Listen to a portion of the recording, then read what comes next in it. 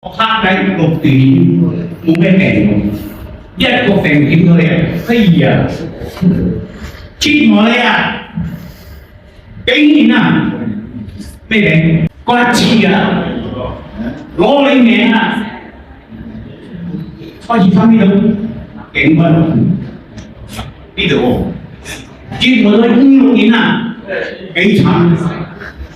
喺度6、7擺喎，345斤，395斤，400幾斤嘅賣價，哦，2千幾斤唔見咗，好彩我準備又好喎，咁咧，我朋友講睇到報紙又要招達，有個講中藥好好嘢喎，哇！嗰個地方啊〜抽嘢啊！譬如台點買？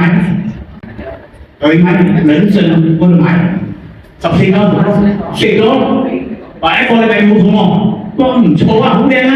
咁我咪慳300零咗睇醫生咯，400零咗睇醫生，哇幾好靚！一個禮拜冇痛，多幾日又痛翻喎，又唔痛咯，又再買你哋咯，10幾蚊又齊開始出嚟，食咗又一個禮拜又冇痛喎，又哈哈笑喎。多幾日又嚟喎，幾擺都咁喎，死喎！咁要逼我做翻睇嗰個慣式，佢哋呢又逼翻嘅，唔好啦！唔知邊個介紹我嚟呢度？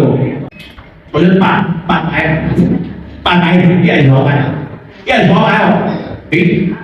冇痛到嘅，又冇傷到喎，呢度又冇痛喎，誒咁老嘢，講都唔準喎，個兩歐足嘅話，仲睇喺台啊！3、4個禮拜都冇煲過平時喎，冇煲過，仲我咪喺開車嗰度，開呢度，我攞機嚟睇啦，真係一流喺個機肉，俾個機一個半樣。